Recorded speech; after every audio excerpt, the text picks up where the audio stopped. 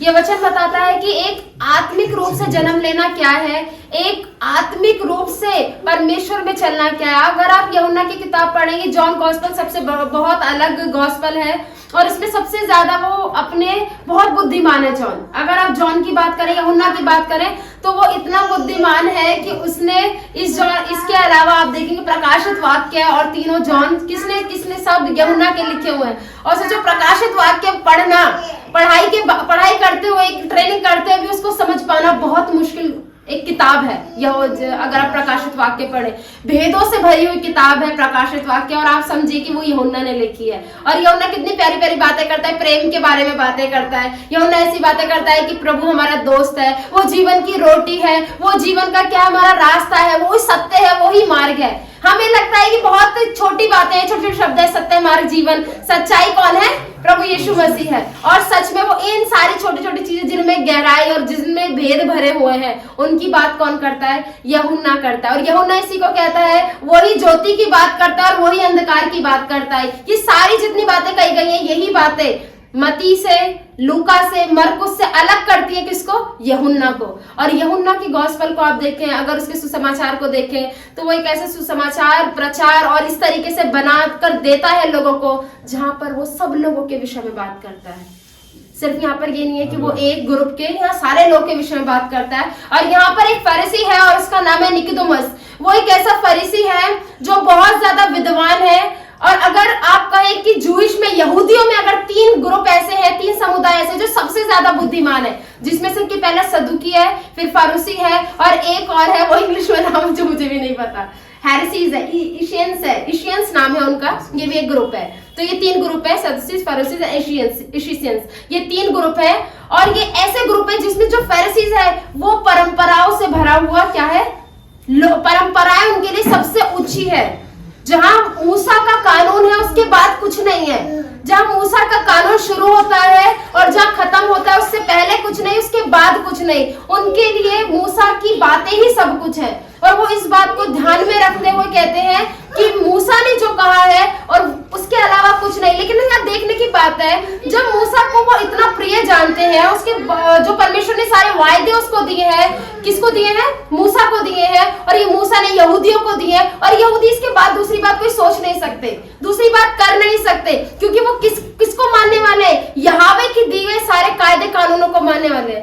लेकिन सोचने की बात यह है कि अगर वो इतना मूसा की बातों को, जो परमेश्वर ने मूसा को दिए, सब कुछ मानना है, सब कुछ लॉ दिए गए, लेकिन उसके बाद भी, एक फरीसी होने के बाद भी, जो निकोदेमुस व्यक्ति है, वो क्यों प्रभु यीशु मसीह के पास आया? उसे क्या जरूरत पड़ी प्रभु यीशु मसीह के पास आने के लिए? ऐसा किन बातों को मजबूर कर दिया निकोदेमुस को कि वो प्रभु यीशु मसीह के पास आया? और आप देखेंगे वचन किस तरीके से होता है। फरीसियों में से निकोदेमुस नाम का एक मनुष्य था जो यहूदियों का क्या था? सरदार था, सेनहेड्रियन। एक ऐसी जगह थी, एक ऐसी पोस्ट थी जहां से अगर आप समझे एक पीएम की पोस्ट से कोई आपके घर मिलने नहीं आएगा।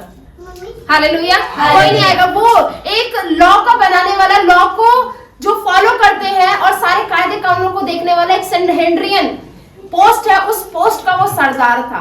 और सोचो वो सरदार होने के बाद वो क्या करता है? यहूदियों का सरदार था। उसने रात को यीशु के पास आकर उससे कहा, हे रब्बी, हम जानते हैं कि तू परमेश्वर की ओर से क्या हुआ है?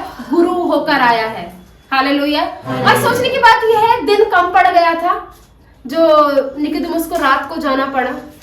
दिन छोटा होता है और ऐसी क्या हो जाती, अगर आप और किताब पढ़े तो वचन बताता है कि शायद कोई बिल्कुल साइलेंट है, चुप है इस बात पर। बहुत सी किताबें कि क्यों निकोदेमुस रात में आया, सारी किताबें शांति को बताती है, बिल्कुल साइलेंस ही इस बात पर कि निकोदेमुस रात में क्यों आया प्रभु यीशु मसीह के पास।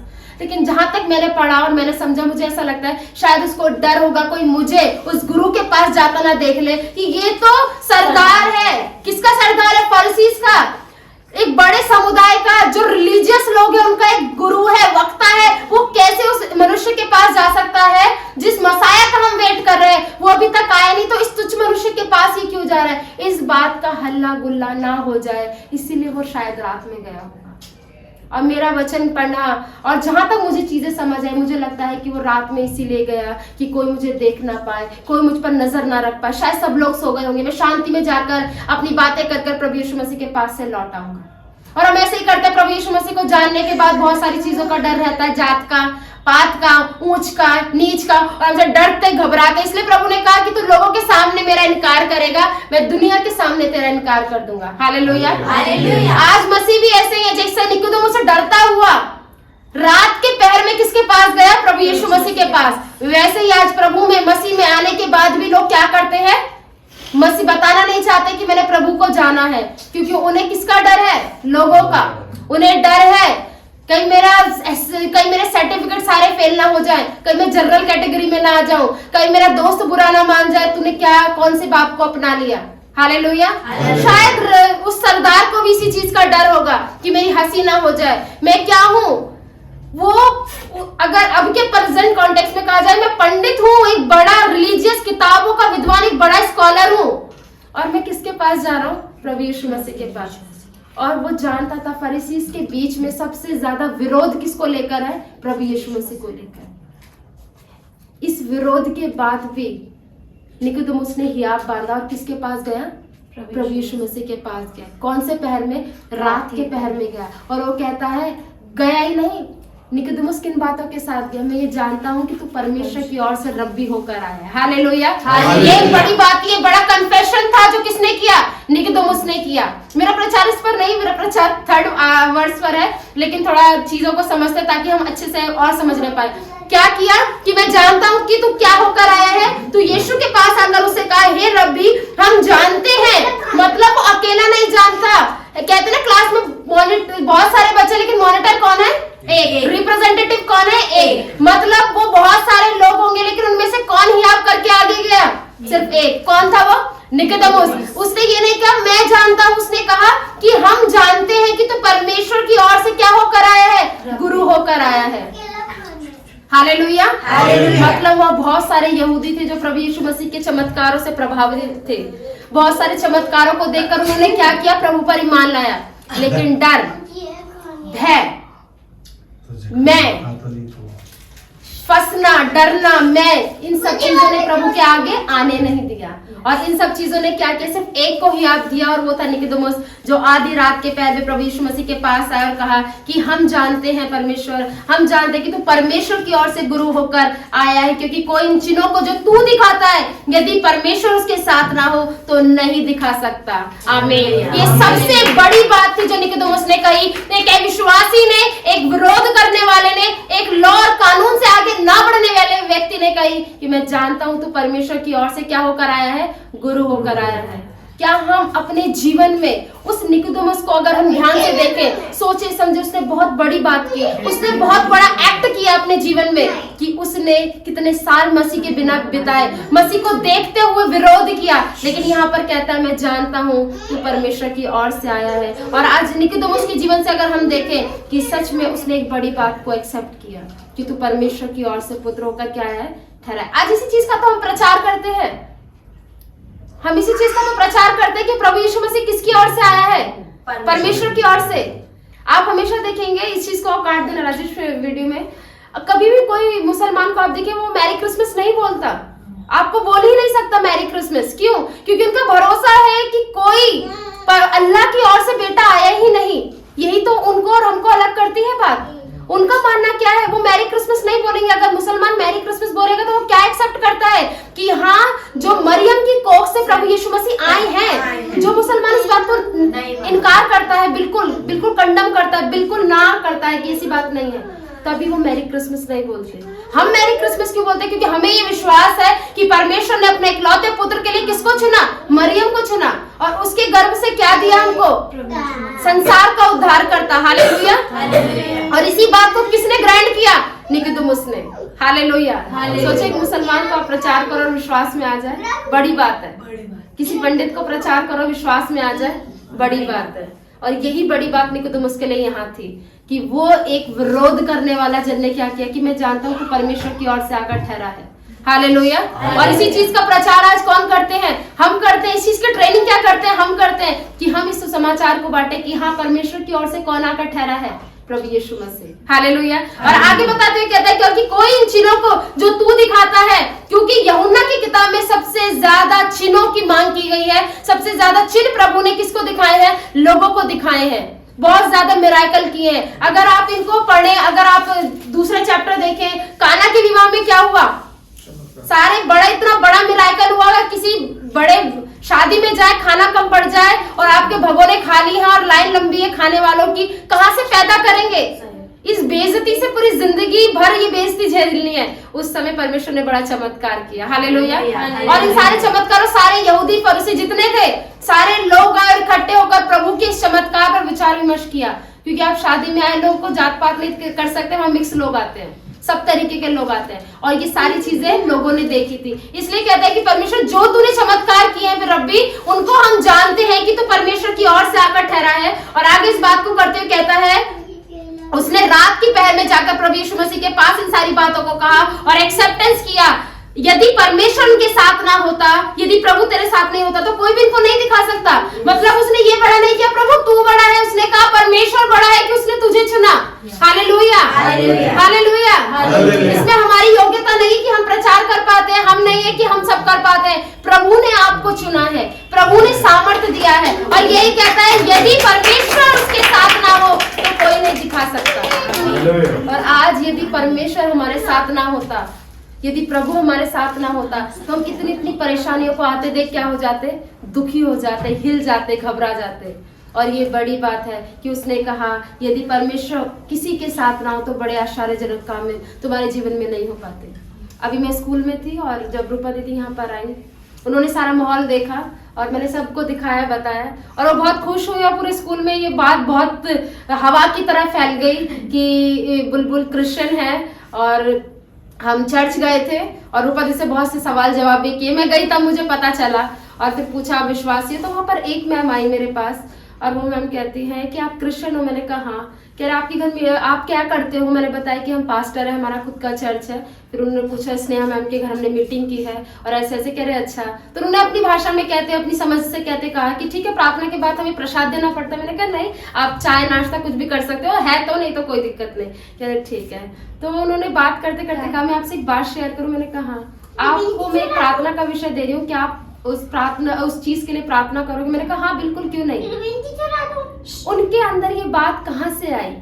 शायद उन्होंने सुना होगा कि हम ईसाई लोग प्रार्थना करते हैं, उन्होंने सुना होगा भवनों में प्रार्थना की जाती है। और इसी सुनने के बाद क्या किया कि आप एक मेरी सिस्टर के लिए प्रार्थना करना। उनका नाम राखी है और उनको काफी समय से बच्चे नहीं हुए। मैंने कहा मैं बिल्कुल करूंगी। वो 9 साल से उस स्कूल में काम है और मेरे आगे झुककर मुझे नमस्ते करते हैं। हालेलुया। इसमें ये नहीं मेरा कोई आदर और मेरा कुछ महान है, प्रभु काम करने वाला परमेश्वर है। और उन्होंने कहा ये काम हमारा हो जाए, हम अपने घर में आपको बुलाएंगे और प्रार्थना करवाएंगे। हालेलुया। ये आंटी बिल्कुल पंडित टाइप की, पूरा टीका वीका सब लगा कर आती है, लेकिन धन्यवाद करते प्रभु काम करने वाला परमेश्वर है। ये नहीं कि हम बहुत सुंदर है, हम अच्छा पहनते हैं इसीलिए वो हमारे पास आई, नहीं नहीं, प्रभु को देखते हुए हमारे पास है। हालेलुया। प्रभु को देखते हुए आपके पास लोग आते हैं, आपकी गवाहियों को देखते हुए लोग आपके पास आते हैं, आपके स्वभाव को देखकर जो मसीह ने आपको दिया उसको देखते हुए लोग आपके पास आते हैं। और आपके 2023 में जितने रिश्तेदार बने, जितने दोस्त बने, जितनी नई चीजें बनी है, इसलिए नहीं कि हम बहुत अच्छे थे, इसलिए कि प्रभु हमारा बहुत अच्छा था, जो परमेश्वर ने दीनता के अनुसार हमें सब दिया। हालेलुया। आगे वचन इस तरीके से बताता है, यीशु ने उनको उत्तर दिया, मैं तुझसे सच सच कहता हूँ निकोदेमुस, यदि कोई नए सिरे से ना जन्मे तो परमेश्वर का राज्य नहीं देख सकता। ये बड़ी बात थी जो प्रभु यीशु मसीह ने की, क्योंकि आज तक यहूदी लोगों को सिर्फ यही पता था प्रमेश्वर का राज्य कानूनों को मानना है, परमेश्वर का राज्य रीति रिवाजों को मानना है, परमेश्वर का राज्य हाथ धोना है, परमेश्वर का राज्य प्रभु के पास आना, हाथ धोना है, खाते समय हाथ धोना है, वचनों के पास आना, पवित्रताई से आना है। सिर्फ उनके लिए इतना ही प्रभु का राज्य था।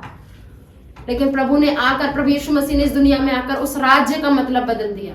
हालेलुया। कोई भी हमारे लिए मरकुस की किताब पढ़ देगा, मरकुस की किताब पढ़ देगा और उसका 7 और 3 का 14 पद पढ़ देगा कि यहूदी लोग किस तरीके से देखते हैं। कितना? मरकुस उसका 7, 3 का 4, 3 और 4, 7 यहाँ पे। क्योंकि फरीसी और सब यहूदी पूर्वजों की परंपरा पर चलते हैं और जब तक भली भांति हाथ नहीं धो लेते तब तक नहीं खाते, और बाजार से आकर जब तक स्नान नहीं कर लेते तब तक नहीं खाते। और बहुत सी अन्य बातें हैं जो उनके पास मानने के लिए पहुंचाई गई हैं, जैसे कटोरे और लोटे और तांबे के बर्तनों को धोना मांजना। आमीन। क्या दी गई है? ऐसी बातें की गई है कि रोटी खाते समय क्या करना है, आपको हाथ धोने हैं। और फरीसी और यहूदी क्या करते हैं, पूर्वजों की परंपराओं को बहुत मानते हैं, पूर्वजों को बहुत पूजते हैं आजकल लोग। और आजकल नहीं, अगर आप दूसरे रिलीजन में देखें तो बहुत ज्यादा वो चाहे आज के समय पर लोगों को दुख कर दे, लेकिन देवी देवता खुश रहने चाहिए। मतलब नहीं करता लोगों पर खाने को हो या ना हो, लेकिन उनको खुश करना जरूरी है। जिनकी ना आंखें हैं, जिनके ना हाथ है, ना नाक, ना जब वो हमारे साथ है, लेकिन उन्हें लोग खुश करने में बहुत खुश हैं। और यही बताता है वचन भी कि कौन सी परंपराओं पर, यहूदी और पूर्वजों की दी गई परंपराओं को यहूदी लोग मानने में क्या रहते हैं, बहुत आनंदित रहते हैं। और वो कहते हैं, यीशु ने उनको उत्तर दिया, मैं तुझसे कहता हूँ, सच सच कहता हूँ। और मतलब सच सच यहाँ 2 बार इसलिए आया क्योंकि ये बात सत्य है, ये बात इतनी पवित्र है, इतना ताया हुआ वचन है। यदि कोई नए सिरे से ना जन्मे तो परमेश्वर का राज्य नहीं देख सकता।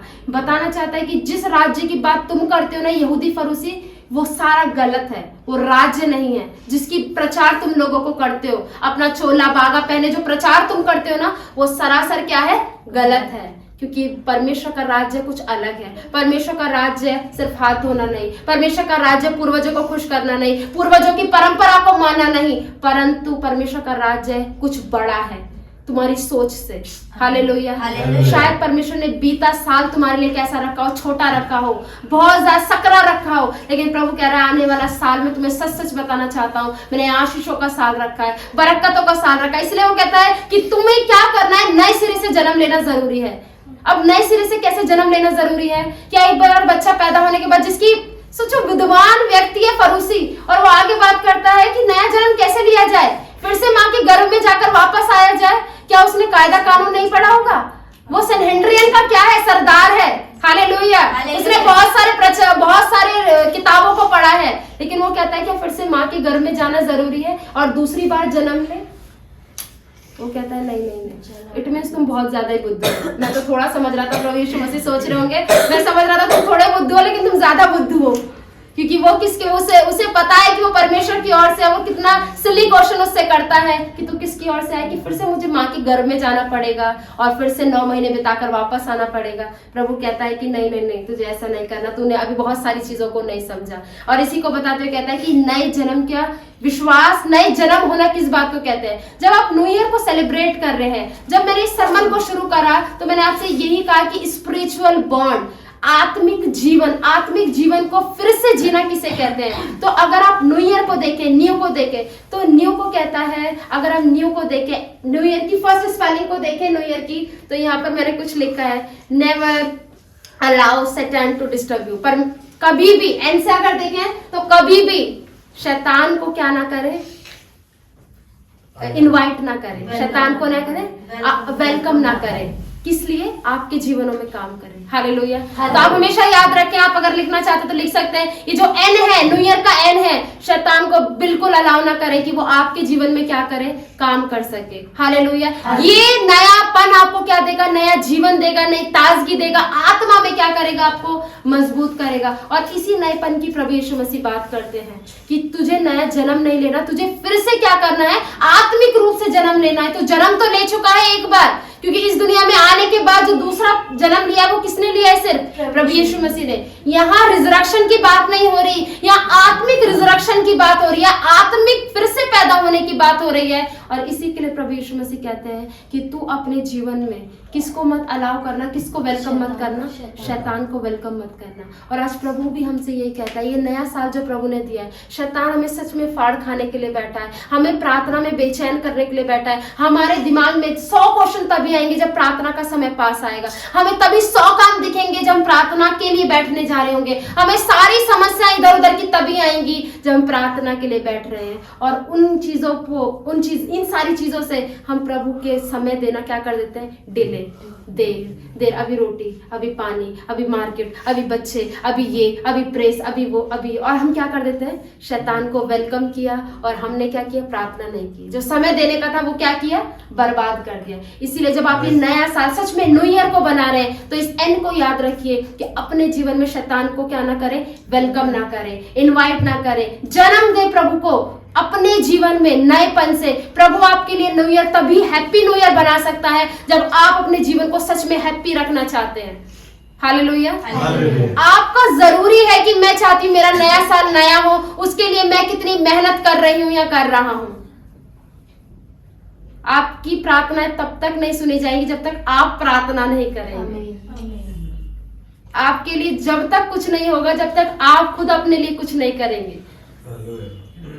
और इसीलिए प्रभु कहता है निकोदेमुस, तुझे फिर से नया जन्म लेना जरूरी है। किस रूप में, आत्मिक रूप में। और आज प्रभु हमसे कह रहा है तुम्हें क्या करना है, शैतान को अलाउ नहीं करना। जब आप इस ई वर्ड को देखते हैं कि ई वर्ड इस तरीके से बताता है, engage in a God presence, अपने जीवन को किससे बांध के रखो, परमेश्वर से। सच में जब आप हर छोटी बड़ी चीज के लिए अपने जीवन को प्रभु से बांध के रखेंगे ना, ये साल आपका 100 टाइम बेस्ट ईयर होगा। हालेलुया। अपनी लाइफ को किससे इंगेज करके रखना है। हम इंगेजमेंट करते हैं ना, इंगेजमेंट करते हैं लोग और शादी करते हैं, इंगेज करते हैं, मतलब अब ये क्या हो गए, साथ में जुड़ गए हैं। क्या हो गए, साथ में भी अलग नहीं हो सकते। यूसुफ और मरियम की क्या हो गई थी, मंगनी, इंगेजमेंट हो गई थी। उस इंगेजमेंट का मतलब है कि समाज के आगे एक होने जा रहे हैं। अभी हो गए हैं लेकिन अभी एक चीज रह गई है, शादी। लेकिन इंगेजमेंट क्या बताती है, आप साथ में जुड़ गए हैं। इसी तरीके से अगर आप मसीह के साथ इंगेज हैं, उसके साथ आप संबंध को बना चुके हैं, आप विश्वास कीजिए आपका संबंध प्रभु के साथ बेस्ट है ना, तो लोगों की परवाह मत कीजिए, वो आपके पास खींचे चले आएंगे। हालेलुया। आप अपने उनके अकॉर्डिंग फ्री मत रहिए, उनको समय निकालना पड़ेगा आपके अकॉर्डिंग। हालेलुया। आपको ये नहीं है कि रिश्तेदार आए मुझे उनके साथ बैठना है, वो फिर आ जाएंगे। अगर आपका रिश्ता, आपका इंगेज होना प्रभु के साथ क्या है, नियुक्त है, तो कुछ भी हो जाए मुझे प्रभु के साथ अपने रिश्ते को क्या रखना है, बना के रखना है। ये इंगेज होना, न्यू ईयर के साथ क्या, शैतान को अलाउ ना करना, इंगेज रहना, प्रभु के साथ जुड़ के रहना, प्रभु के साथ वफादारी के साथ समय देना और प्रार्थना उपवास में क्या रहना, बने रहना। ये चीज आपको क्या करती है, मजबूती देती है आत्मा में।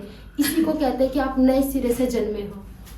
शायद हमें अब तक नहीं पता था कि कैसे साल भर गुजरेगा, लेकिन प्रभु ने कहा जब तुम मेरे वचनों के साथ इंगेज रहोगे, मेरे में बने रहोगे, मैं तुम्हें क्या दूंगा, बड़ी बड़ी और सारी बातें बताऊंगा। लेकिन हमें पहले क्या करना है, प्रभु के साथ। जब हम इस डब्लू वर्ड को देखते हैं तो इस तरीके से बताता है गलत चीजों को। डब्लू मतलब रॉन्ग थिंग, मतलब मेंटली आप क्या करें, मेंटली फिजिकली हर चीज में क्या रहें, हर बुराई से क्या रहें, अपने जीवन को दूर रखें। आप मेंटली हर तरीके से रॉन्गनेस को, बुराई को, पाप को जितना हो सके भागे, जितना हो सके दूर रहे बुराई से, गलत चीजों से, क्योंकि उन चीजों में परमेश्वर क्या देगा, आपको सामर्थ्य बल देगा कि आप अपने हर दिन प्रतिदिन को क्या जी सको, प्रभु में रहकर जी सको। आगे वचन इस तरीके से बताता है, अगर आप बॉन्ड को देखें, let bond in a Christ, मसीह में जीवित रहिए, मसीह के साथ भी रहिए, मसीह में रहिए और मसीह से रहिए। हालेलुया। हालेलुया। पौलुस बहुत बार बात करता है ना, इन क्राइस्ट, मैं घर में हूं, मैं रूम में हूं, मतलब आप उसके अंदर हैं। आप ऐसी मसीह में रहिए, आप मसीह में रहिए, मसीह आपको ऊंचा करेगा। हालेलुया।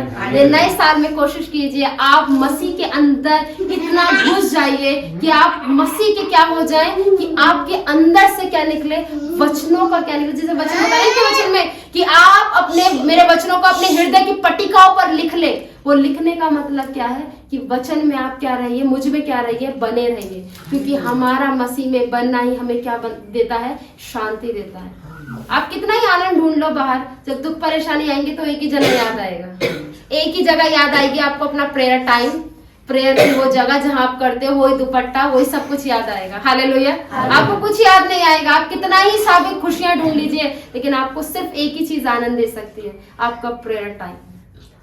हालेलुया। कुछ लोग प्रेयर टाइम से भी डरते हैं, अरे 9:30 होने वाले, प्रार्थना का समय, अरे 9 बजे मुझे जाना है, 1-2 घंटे बिताने। और कुछ लोग आनंद बनाते हैं क्योंकि उन्होंने स्वाद चख लिया है मसीह का, कि उसमें आनंद कितनी बड़ी बात है।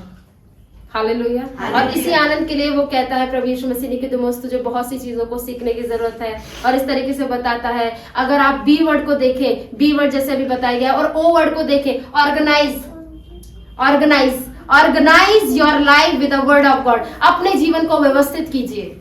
हम एक जीवन तो जीते हैं लेकिन एक व्यवस्थित जीवन नहीं है, हमारा कोई टाइम ही नहीं है किसी चीज का। इसलिए प्रभु का क्या था, हर चीज का, हर वक्त का क्या था, एक पर्टिकुलर टाइम था। इसलिए अपने ईयर को, अपनी लाइफ को क्या कीजिए, ऑर्गेनाइज कीजिए, बनाइए कि हमें कैसे अपने समय को व्यवस्थित करना है, ताकि ना प्रभु का समय खराब हो, ना वो जिम्मेवारी है जो प्रभु ने आपको करने के लिए दी है। हालेलुया।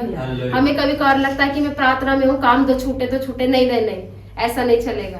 प्रभु ने कहा व्यवस्थित जीवन जियो, व्यवस्थित जीवन जिएंगे, ऑर्गेनाइज लाइफ जिएंगे, तो प्रभु हमारी चीजों को ऑर्गेनाइज तरीके से ही लीड करेगा। आज बहुत से बिलीवर, बहुत से इवन पास्टर्स भी ऑर्गेनाइज लाइफ नहीं है, उनकी कोई व्यवस्थित लाइफ नहीं है, उनका कोई टाइम और टेबल ही नहीं है। रियली मैं उन लोगों की बात नहीं कर रही जिनका पर्टिकुलर टाइम है प्रार्थना और वचन का, उन लोगों की नहीं, जो लोगों का टाइम ही नहीं है ना प्रार्थना का ना वचन का। इसलिए प्रभु ने कहा एक ऑर्गेनाइज्ड लाइफ जीना, एक व्यवस्थित जीवन को जीना बहुत जरूरी है। और अगर आर की बात करें, बॉर्न में जब आर की बात करें, revive your each day with the Bible and make a new day.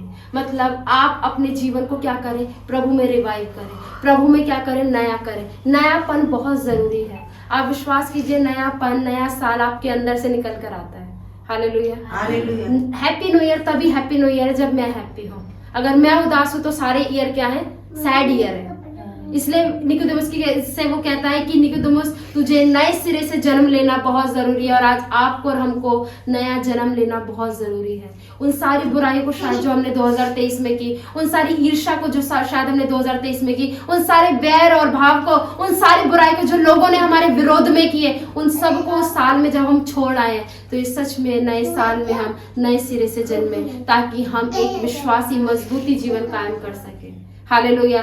इसलिए उसने कहा कि तुझे दूसरी बार जन्म लेने की जरूरत नहीं है, तुझे बस इतनी जरूरत है कि तू अपने जीवन में क्या कर, नए सिरे से जन्म, आत्मा में मजबूत हो और विजयी हो। और जब हम लास्ट देखते हैं, and nurture your life in a godly character, अपने जीवन को किससे तू, हम बच्चों को नर्चर करते हैं, खिलाते हैं, पिलाते हैं, निलाते हैं, वो नर्चर किससे कर, प्रभु के वचन से कर। ये वचन जो आपको दिन प्रतिदिन नया बनाता है, ये वचन जो दिन प्रतिदिन आपको रिवाइव करता है, ये वचन जो दिन प्रतिदिन आपको नयापन देता है। विश्वास कीजिए, जिस दिन आपके हाथ में वचन है और वचन में आप मजबूत हैं, आपको कोई नएपन और आत्मिक रूप से बढ़ने में और दोबारा जन्म लेने से कोई नहीं रोक सकता। हालेलुया। इसलिए प्रभु ने कहा कि निकोदेमुस, तुझे नए सिरे से जन्म लेना जरूरी है। तुझे इस बात में नहीं कि तुझे दूसरा जन्म लेना है, तुझे आत्मा में बढ़ना है, तुझे आत्मा में नया होना है, तुझे मजबूती लानी है, ताकि तू मसीह के वचन को परंपराओं के अनुसार नहीं, जीवित वचन के अनुसार जान सके। प्रभु का राज्य यही है कि आप शांत में रहें, आप शांति में रहें। प्रभु का राज्य यही है कि आपकी संतुष्टि मसीह में रहे। प्रभु का राज्य यही है कि आपकी दीनता, नम्रता लोगों पर क्या डाले, प्रभाव डाले। हालेलुया। प्रभु ने सिर्फ आपको एक उद्धार देने के बाद रहने, दुख में रहने के लिए नहीं बुलाया। मसीह का राज्य, प्रभु का राज्य इसीलिए इसमें है कि हम आनंदित रहें और हमारे आनंद से उसका आनंद पूरा हो जाए। मसीह का आनंद हमारे में बना रहे इस साल, मसीह की ज्योति के समान हम बने रहें। वो सच में जगत की ज्योति और जगत के नमक हम हों, कि हम दूसरों के जीवन में प्रभाव डालने वाले हों। हम दूसरों के जीवन में अपने विचारों से, अपने जीवन से एक प्रभावशाली मसीही जीवन को कायम करने वाले हो। और आज इसलिए निकोदेमुस को मसीह समझाता है कि निकोदेमुस, तू बहुत विद्वान तो है लेकिन कुछ नहीं जानता। शायद हम, हो सकता है कि हमने ये किया है, वो किया है, मैं ये हूँ, मैं वो हूँ, ये पोस्ट है, लेकिन वो कहता है कि तू कुछ नहीं है बिना मसीह यीशु के। और आज सच में मसीह यीशु के कुछ नहीं है उसके बिना। इसलिए उसने कहा कि तू सबसे बड़ा मसीह है तो हम सब कुछ है। और आपकी साल बहुत आशीष में, बहुत बरकत को लेकर आए, जब आप अपने जीवन को मसीह के साथ व्यतीत करते हैं। और सच में हैप्पी न्यू ईयर मसीह में आनंद रहते हुए बनाते हैं। ये सबसे बड़ा बॉर्न न्यू स्पिरिचुअल अगेन आपके लिए होगा। आप दूसरा जन्म लें, किसके साथ, मसीह के साथ। आप हैप्पी न्यू ईयर बनाएं, मसीह में आनंद हो।